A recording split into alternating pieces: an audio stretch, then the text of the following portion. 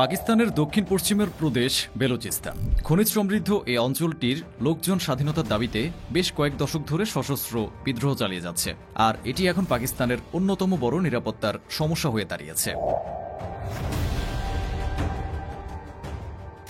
ভারত ও পাকিস্তানের সংঘর্ষের পরিস্থিতিতে বারবার উঠে আসছে বেলুচিস্তান প্রসঙ্গ। আন্তর্জাতিক সম্পর্ক বিশ্লেষকদের একটি অংশ দাবি করছে বেলুচিস্তান থেকে দিন দিন নিয়ন্ত্রণ হারিয়ে ফেলছে পাকিস্তান। বালুচ উপত্যকার উপর নিয়ন্ত্রণ হারিয়ে অভ্যুত্থান সামলাতে ব্যর্থ হয়ে আন্তর্জাতিক গণমাধ্যম থেকে নজর ঘোরাতেই কাশ্মীরে হামলার মদত দিয়েছে পাকিস্তান।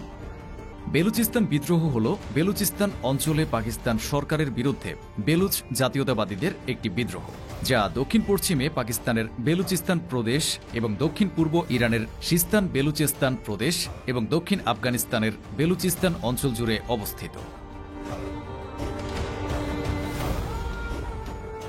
আয়তনের দিক থেকে বেলুচিস্তান হচ্ছে পাকিস্তানের সবচেয়ে বড় প্রদেশ। বেলুচিস্তানের আয়তন পাকিস্তানের মোট আয়তনের প্রায় 43%, কিন্তু জনসংখ্যার দিক থেকে সবচেয়ে ছোট। এর রাজধানী হচ্ছে কোয়েটা। ভূ রাজনৈতিক কৌশলের বিবেচনায় পাকিস্তানের জন্য এই প্রদেশটি খুবই গুরুত্বপূর্ণ। বালুচিস্তানের উত্তর পূর্ব দিকে আছে পাকিস্তানের পাঞ্জাব এবং খাইবার পাখতুনখোয়া, পূর্ব আর দক্ষিণ পূর্ব দিকে সিন্ধু, দক্ষিণে আরব সাগর, পশ্চিম দিকে ইরান, আর উত্তর ও উত্তর পূর্ব দিকে আছে আফগানিস্তান। প্রদেশের প্রধান জাতিগোষ্ঠী হচ্ছে বালুচ এবং পশতুন। তাছাড়া রয়েছে বিভিন্ন জাতিগোষ্ঠী, যেমন ব্রাহুইজ, হাজারা, সিন্ধি, পাঞ্জাবি, উজবেক। বেলুচিস্তান অঞ্চলের একটি সম্প্রদায় হল বেলুচ উপজাতি। এলাকাটি 3টি অঞ্চলে বিভক্ত। উত্তরের অংশ বর্তমানে আফগানিস্তানে, পশ্চিমাঞ্চল ইরানে, যাকে বলা হয় সিস্তান বেলুচিস্তান অঞ্চল, এবং অবশিষ্টাংশ পাকিস্তানে। ব্রিটিশ শাসনামলে এবং তারপরেও এই অঞ্চলটি ক্ষমতার লড়াইয়ের কেন্দ্রে ছিল ও রয়েছে।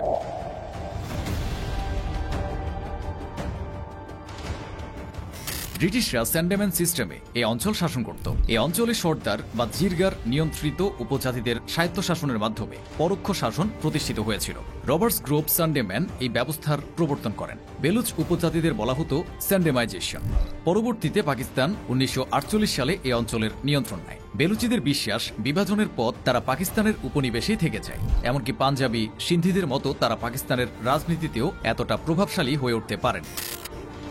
আফগানিস্তানের সঙ্গে পশতুন অঞ্চলের সখ্যতা ও স্বাধীনতাকামী বেলুচিরা পাকিস্তানের অ্যাকিলিস হিল বা দুর্বল পয়েন্ট হয়ে উঠেছে। মূলত এই অঞ্চলকে স্বাধীন করার জন্যই বেলুচ সশস্ত্র গোষ্ঠীর গোড়াপত্তন।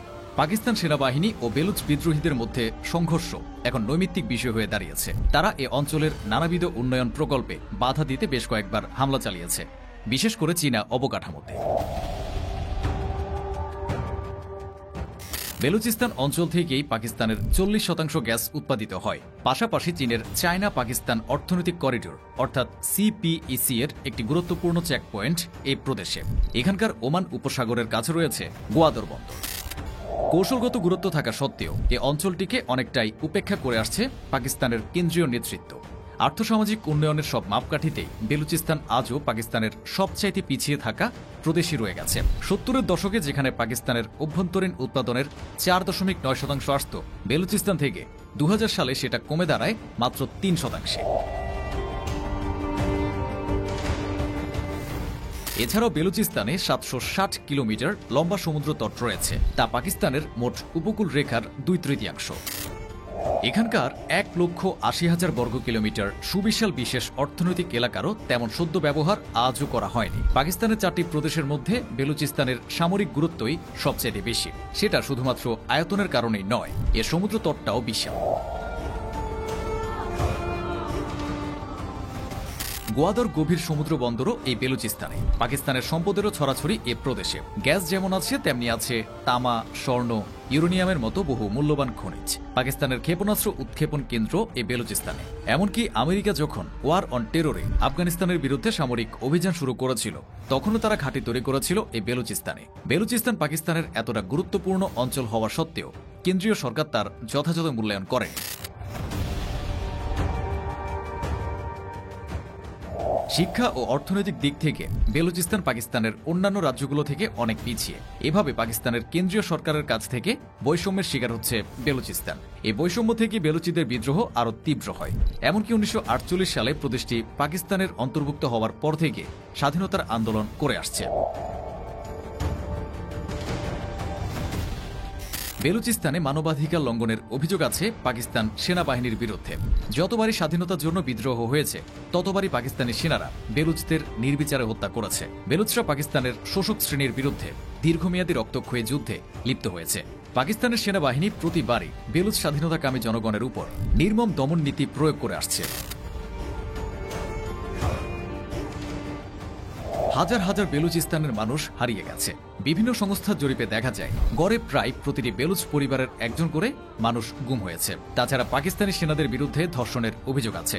নারীদের ধরে সেনা ক্যাম্পে নিয়ে গিয়ে ধর্ষণ করা হচ্ছে। এমনই মারাত্মক অভিযোগ পাকিস্তানের বিভিন্ন মানবাধিকার কর্মী। বেলুচিস্তানের সাংবাদিক এবং মানবাধিকার কর্মীরা ঠিকমতো তাদের কাজ করতে পারে না। মানবাধিকার গোষ্ঠীগুলো বেলুচিস্তানে শত শত রাজনৈতিক কর্মী এবং সন্দেহভাজন ব্যক্তিদের নিখোঁজ হয়ে যাওয়া এবং পরে তাদের লাশ খুঁজে পাওয়ার ঘটনা উল্লেখ করেছে। তাদের অভিযোগ এর পেছনে আছে পাকিস্তানের নিরাপত্তা বাহিনী। পাকিস্তানে প্রথম সশস্ত্র বিদ্রোহের সূচনা হয়েছিল বেলুচিস্তানে স্বাধীনতার মাত্র 1 বছর পর 1948 সালে। বেলুচিস্তানে যে 4টি প্রিন্সলি স্টেট ছিল তার 3টি 1947 সালেই পাকিস্তানে যোগ দেয়, মাকরা, লাজবেলা এবং খারান। কিন্তু চতুর্থ একটি প্রিন্সলি স্টেট খান অব কালাতের শাসক আহমেদ ইয়ার খান প্রথমে পাকিস্তানে যোগ দিতে অস্বীকৃতি জানান। তবে শেষ পর্যন্ত 1948 সালে যখন তিনি পাকিস্তানে যোগ দেওয়ার জন্য রাজি হন তখন তার বিরুদ্ধে বিদ্রোহ করে বসেন তার ভাই প্রিন্স আগা আব্দুল করিম বালুচ। তারাই বেলুচিস্তানে প্রথম সশস্ত্র বিদ্রোহের সূচনা করেন। বৃহত্তর সাংস্কৃতিক, অর্থনৈতিক ও রাজনৈতিক অধিকার থেকে শুরু করে রাজনৈতিক স্বায়ত্তশাসন, সম্পূর্ণ বিচ্ছিন্নতা এবং বেলুচিস্তানে একটি স্বাধীন রাষ্ট্র গঠন করা সহ এই সমস্ত দাবিগুলো নিয়ে তারা বেলুচি জাতীয়তাবাদী আন্দোলন গড়ে তোলে। আর তাদের এই আন্দোলনটি ধর্মনিরপেক্ষ এবং মূলত মার্ক্সবাদী লেনিনবাদী মুক্তি আন্দোলনের দ্বারা অনুপ্রাণিত। বেলুচিস্তানের স্বাধীনতার জন্য পাকিস্তানের সামরিক বাহিনীর সঙ্গে বেলুচিস্তান লিবারেশন আর্মির সংঘাত নিত্যদিনের ঘটনা। কিন্তু সেই সংঘাতের মাধ্যমে সাধারণ মানুষের প্রাণহানি হলেও বেলুচিস্তানের স্বাধীনতা অসম্ভব। তারপরও স্বাধীনতার জন্য বালুচবাসীর সশস্ত্র সংগ্রামের পথ বেছে নিয়েছে। ভূ রাজনৈতিক ও কৌশলগত অবস্থার কারণে তাদের ওই সশস্ত্র সংগ্রাম অনেক প্রতিকূল পরিস্থিতি মোকাবেলা করে এগিয়ে যাচ্ছে। স্বাধীন বেলুচিস্তানের জন্য প্রতিবেশী ইরান এবং আফগানিস্তানের সমর্থন প্রয়োজন, কিন্তু ইরান ও আফগানিস্তানের পক্ষে ওই সমর্থন দেওয়া কখনোই সম্ভব নয়। কারণ পাকিস্তানের বেলুচরা স্বাধীনতা অর্জন করলে ইরান ও আফগানিস্তানের বেলুচরা স্বাধীন বেলুচিস্তানে যোগ দিতে চাইবে। ফলে ইরান ও আফগানিস্তানের মানচিত্রের পরিবর্তনের সম্ভাবনা রয়েছে।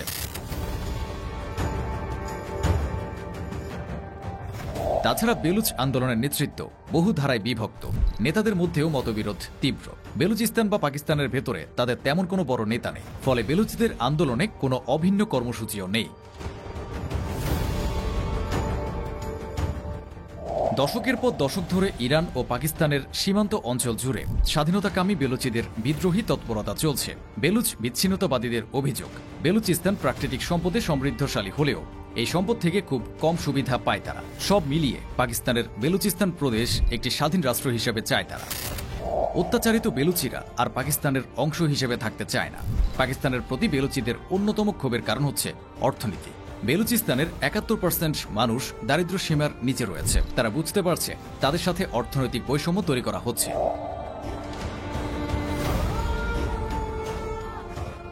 বেলুচিস্তানে চীনের তৈরি করা করিডোরের সুবিধা ভোগ করতে পারছে না স্থানীয় বেলুচিরা। তবে পরিস্থিতি বেশ জটিল হয়ে ওঠে চীনের প্রবেশের পর থেকে।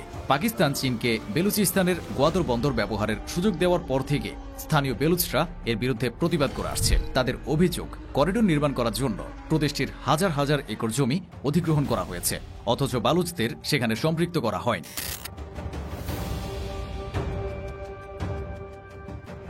পাকিস্তানের বেলুচিস্তানে বিচ্ছিন্নতাবাদী সংগঠন বালুচ লিবারেশন আর্মি BL এর হামলার পর দেশটি এর দায় ভারত ও আফগানিস্তানের উপর চাপাচ্ছে। পাকিস্তান সেনাবাহিনী ও পররাষ্ট্র মন্ত্রণালয় দাবি করছে যে ভারত বেলুচিস্তানের বিদ্রোহীদের স্বাধীনতা আন্দোলনে সমর্থন দিচ্ছে। এমনকি সম্প্রতি বেলুচিস্তানের ট্রেন ছিনতাইয়ের পেছনেও ভারতের হাত রয়েছে বলে দাবি করেছে পাকিস্তান। পাকিস্তানের সশস্ত্র বাহিনীর মুখপাত্র লেফটেন্যান্ট জেনারেল আহমদ শরীফ চৌধুরী সম্প্রতি দেশটির বেলুচিস্তান প্রদেশে ট্রেন ছিনতাই ও অন্যান্য সন্ত্রাসী কার্যক্রমের জন্য ভারতকে দায়ী করেছেন। তার সাথে ভারতকে বেলুচিস্তানের সন্ত্রাসবাদের মূল পৃষ্ঠপোষক বলে অভিযুক্ত করেন। সৌদি আরবের সংবাদ মাধ্যম আরব নিউজের প্রতিবেদনে এ তথ্য উঠে আসে। বেলুচিস্তান একটি স্বাধীন রাষ্ট্র হবে এটি এখনও একটি অনিশ্চিত বিষয়। তবে এটা বলা যায়, আন্তর্জাতিক সমর্থন ছাড়া বেলুচিস্তান পাকিস্তান থেকে বিচ্ছিন্ন হতে পারবে না, কারণ পাকিস্তানের সেনাবাহিনী বেলুচিস্তানে বারবার অভিযান পরিচালনা করে শত শত বেলুচি বিদ্রোহী আর্মিকে নিহত করেছে। আর তুলনামূলকভাবে সামরিক দিক দিয়ে পাকিস্তান অনেক শক্তিশালী। তাদের সাথে লড়াই করে টিকে থাকা বেলুচি বিদ্রোহী আর্মির জন্য অনেক বড় চ্যালেঞ্জ। বেলুচিস্তানের আন্তর্জাতিক সীমান্ত রয়েছে ইরান ও আফগানিস্তানের সঙ্গে। ইরানের সঙ্গে তাদের ধর্মীয় বিভাজন আছে, আর আফগানদের সঙ্গে জাতিগত ফারাক। তাই এই দুই দেশ থেকে বড় ধরনের সমর্থন পাওয়ার প্রশ্নই আসে না। বালুচদের প্রবাসী গোষ্ঠীও খুব শক্তিশালী নয়, আর মধ্যপ্রাচ্যের আরব দেশগুলো তাদের বিশেষ পাত্তা দেয় না, কারণ তাদের আন্দোলনে ধর্মীয় কোনো রং নেই। ফলে এটা পরিষ্কার, বালুচদের বিদ্রোহ পুরোপুরি পাকিস্তানের হাতেই তৈরি। বালুচদের প্রতি পাকিস্তান রাষ্ট্রের অবহেলা, দমননীতি আর নিপীড়নেরই ফল। তবে ধীরে ধীরে বেলুচিস্তানের আন্দোলন সর্বাত্মক হয়ে উঠছে। বেলুচিস্তানের মহিলারাও আত্মঘাতী হামলায় যোগ দিতে দেখা গেছে। বালুচিরা স্বাধীন রাষ্ট্রের স্বপ্ন দেখছে। পাকিস্তান বারবার বোঝাতে চায় বেলুচিস্তানে যা হচ্ছে তা আসলে ভারতের ষড়যন্ত্র, কিন্তু এই অভিযোগগুলো ভিত্তিহীন বলে উড়িয়ে দিচ্ছে ভারত।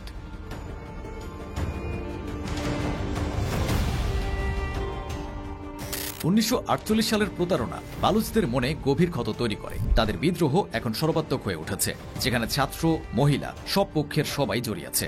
এক কথায় বেলুচি জাতীয়তাবাদী আন্দোলন এখন গণ আন্দোলনে রূপ নিয়েছে। এখন পাকিস্তানের হাতে দুটো পথ, আরও কঠোর হওয়া, তাতে বিদ্রোহ থামবে কিনা তা নিশ্চিতভাবে বলা যায় না, নয়তো সংলাপে আসা। তার জন্য পাকিস্তানের সেনাবাহিনীকে দীর্ঘদিনের নিপীড়নের দায় স্বীকার করতে হবে।